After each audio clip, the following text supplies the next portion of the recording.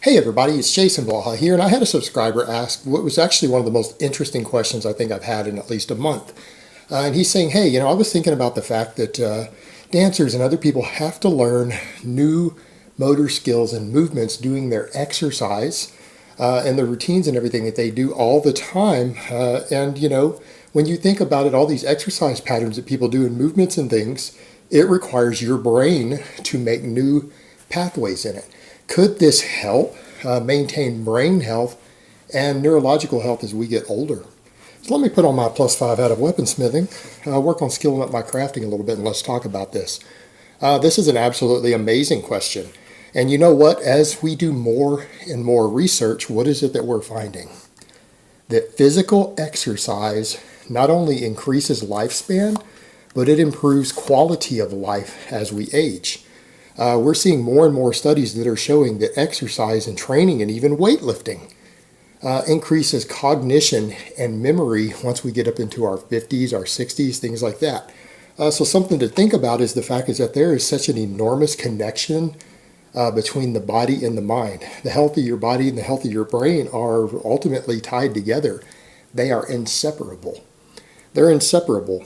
And remember the study I linked a while back that we showed specifically that leg strength was tied to longevity, reduction of all causes of mortality as people got up into their 60s and 70s. That you could look at their leg strength and find an enormous correlation between how healthy they were going to be, how many diseases they had, their lifespan, like it would predict how much longer people were going to live. It was actually a useful predictor to determine who was going to live longer from that point. And the other one we found is that leg strength was tied to memory, meaning people who had stronger legs, which meant they were more active, more physically active, stronger, more fit, they had better memory and better reasoning skills in the elderly. Now that's fascinating because what does that suggest to us? That physical exercise affects intelligence, memory, cognition as we get older. You know what else it affected? Happiness. Because that's the big point here. We start talking about exercise and fitness and everything to improve lifespan. That's irrelevant if you feel like shit, isn't it? I mean, who wants to live longer just to be miserable? But what we're finding is that exercise increases quality of life and happiness as you age, and that's the big kicker.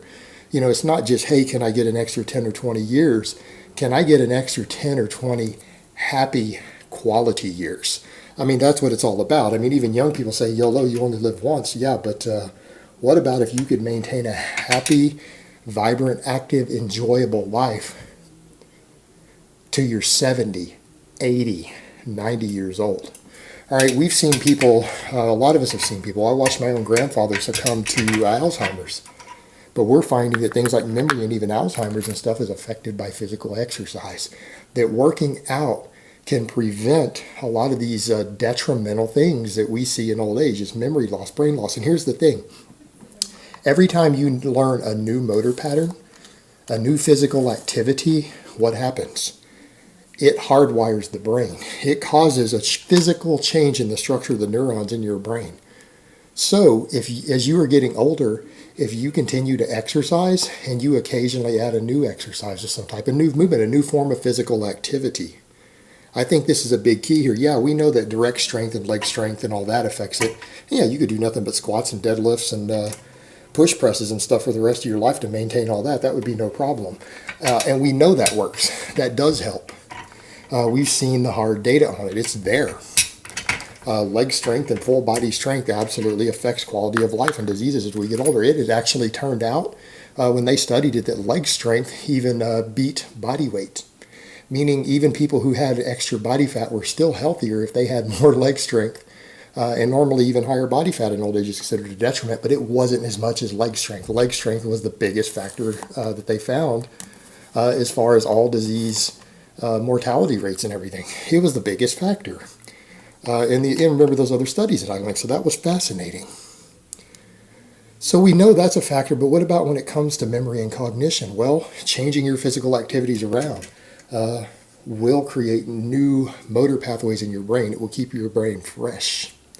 it will help keep your brain healthy, because if you're always building new motor pathways, you are keeping your brain very, very active. And I would say it's important to continue to read. It's important to stimulate your brain. I mean, with any sort of puzzle or challenges as you get older, yeah, we know that affects memory. We know that affects intelligence. But your physical body affects it also.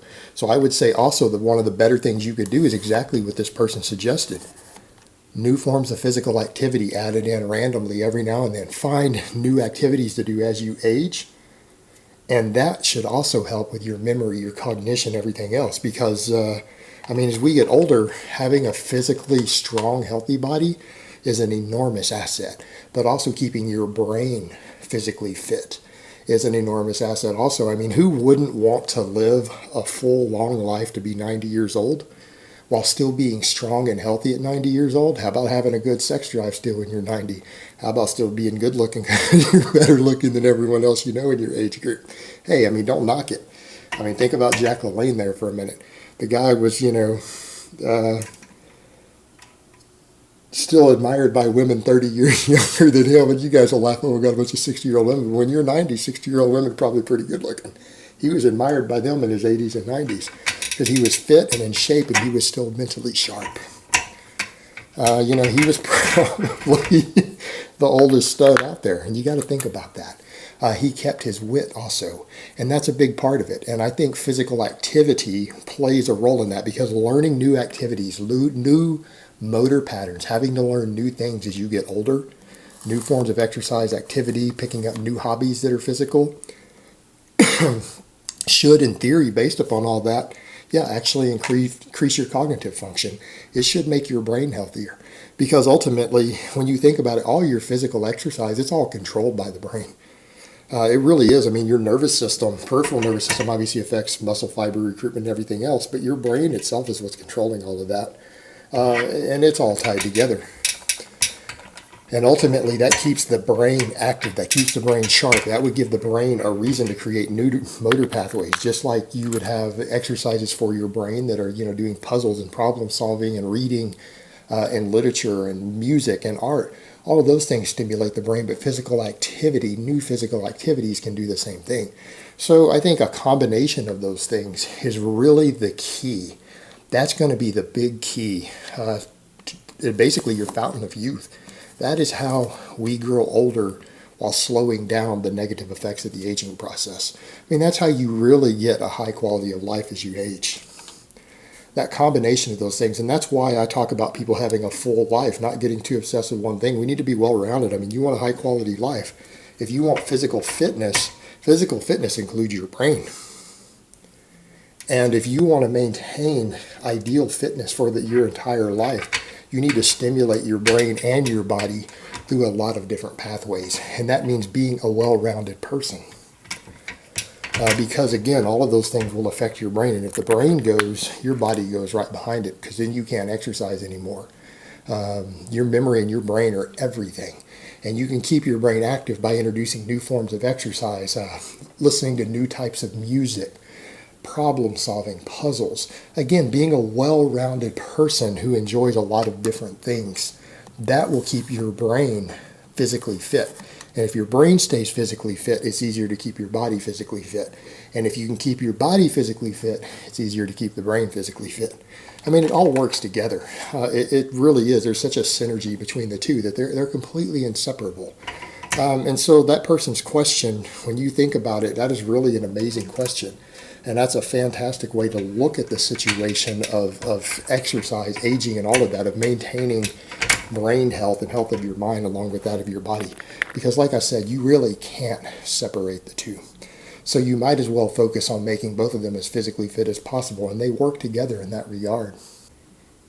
So again, how do we achieve this? We achieve this by focusing first on strength training. Strength training should always be your base. Strength training is always going to be the base of your training. But that also means that we need to have varied forms of physical stimulation. We need to do new things from time to time. Find new interests with your training, new interests with your exercise, new physical activities to do so that you stimulate the body in different ways. And stimulating the body in different ways will stimulate the brain in different ways. Those new motor patterns that you have to learn will build new pathways inside your brain. It will build new connections between your neurons, and that's part of the physical structure, and that physical structure is tied into all of it. And again, keeping a sharp mind is important to keeping a strong body, and keeping a strong body is important to keeping a strong mind. I mean, it's the beauty of it, the simplicity and complexity of it is really beautiful when you think about it.